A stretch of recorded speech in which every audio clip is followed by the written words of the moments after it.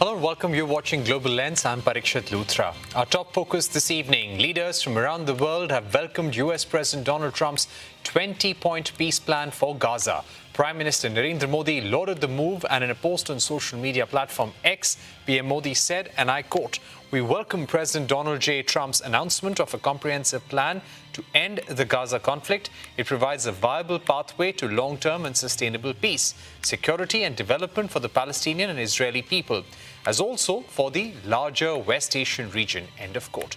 PM Modi added that he hoped all concerned would come together behind President Trump's initiative and support this effort to end conflict and secure peace. US President Trump also shared PM Modi's post. Turkish President Recep Tayyip Erdogan also hailed Trump for his efforts to broker a ceasefire and said that Turkey would continue to support diplomatic process and was committed to helping establish a just and lasting peace acceptable to all. Meanwhile, Qatar's Prime Minister has urged all sides to seize the momentum to bring Israel's war to an end, while acknowledging that the plan had practical and implementation challenges. He said that it tackled the most urgent priority, ending the bloodshed in Gaza Strip, while also opening the door to opportunities. He added that the peace plan was handed to Hamas negotiating team and discussed its broad term. US President Donald Trump had also said that Sir Tony Blair, the former UK Prime Minister, wants to join the international body overseeing Gaza under the American plan to end the war. He has become the first named member of a new board of peace chaired by Trump to be tasked with temporarily supervising Gaza's governance if Hamas accepts the plan. As the Hamas considers the peace plan, Israeli forces continue to bombard Gaza, killing at least 23 Palestinians since dawn. 2 missiles struck a school which had been converted into a shelter for hundreds of displaced people in East Gaza City. Israel has also expanded its ground invasion alongside heavy aerial bombardment in the region. Meanwhile, US President Donald Trump has said that Hamas has 3 or 4 days to respond to his proposed peace plan to end the war in Gaza. Joining us now to discuss this further is Asif Saeed, former Indian ambassador to Saudi Arabia. Ambassador Saeed, thank you for joining us. Let me begin by asking you, is this the best peace plan that the people of Palestine could have got? I think, Parikshit, this is the deal which they have in hand. There is no other deal on the table.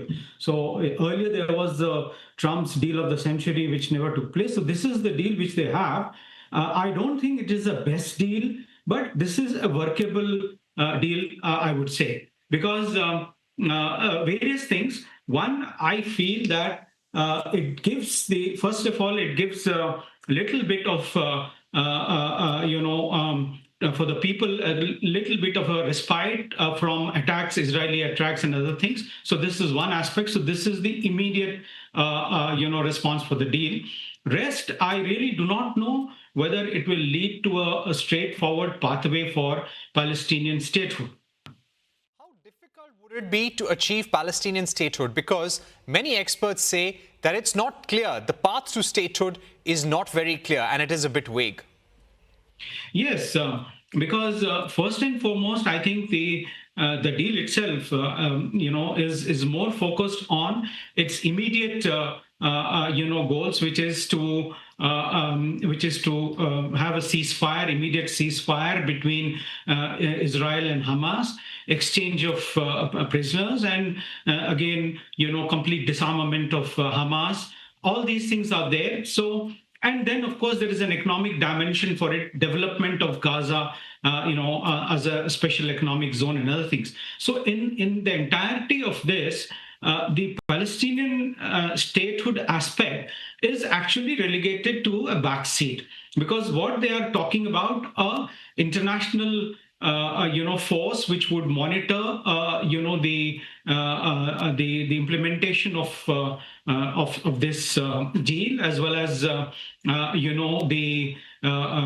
people on the ground, those international force. We are not even very clear who will be the part of this international force, which countries would provide,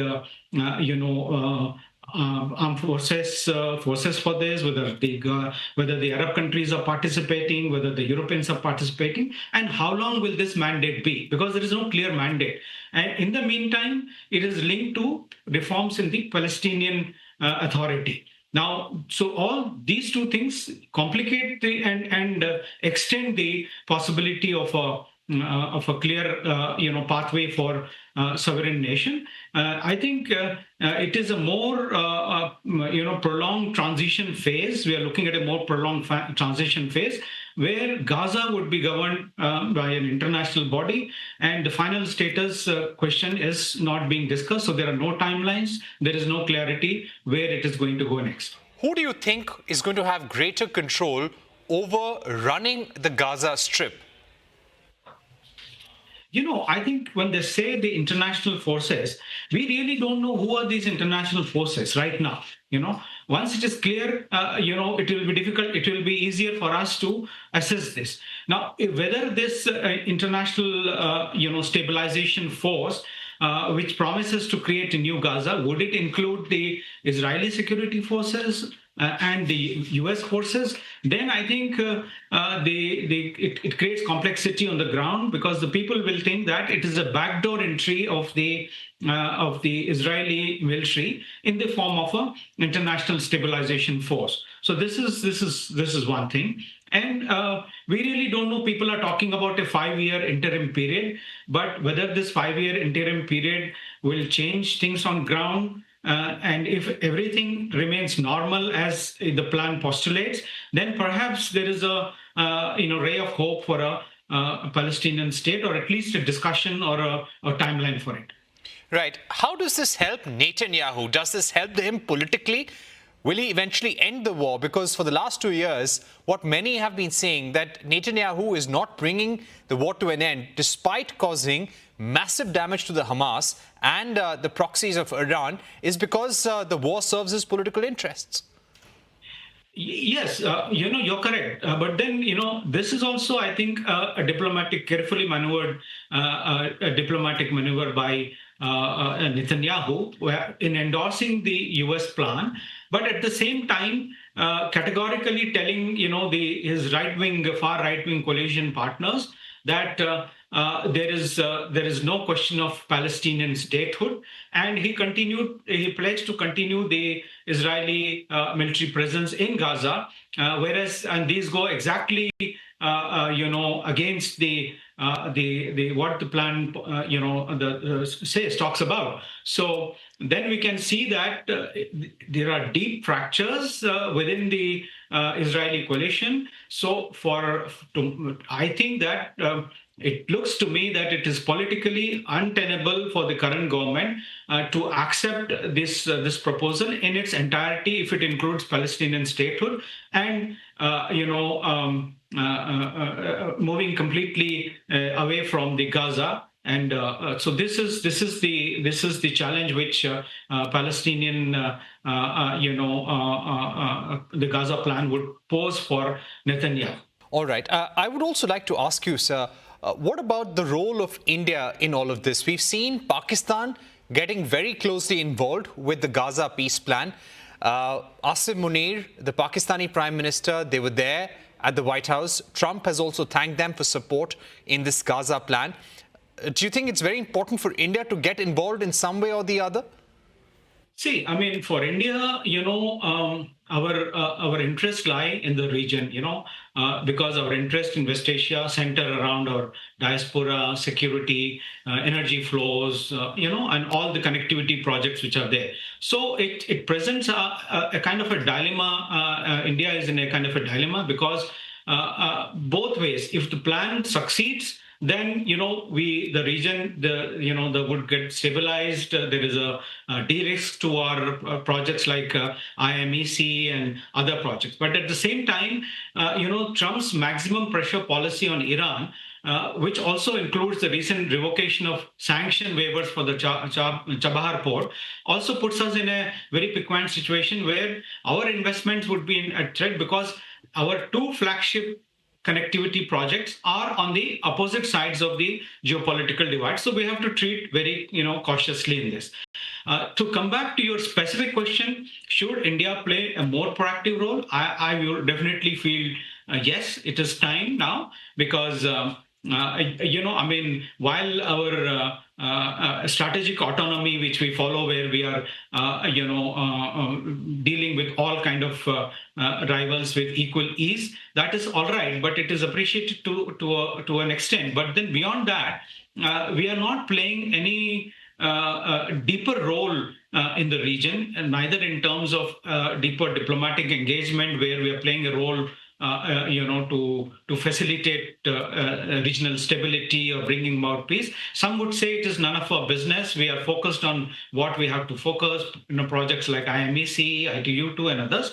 But then I would say that all these economic projects, connectivity projects, actually depend on peace in the region, and we are as a country, we are the ones who are directly affected. So we should take a proactive role. Whether we would like this role to be publicly declared or use a back channel mechanism, I think it's for the government to decide. But certainly I think we have to up the ante. We have to up the ante. My final question to you, sir, would be about the fact that what is the risk for India?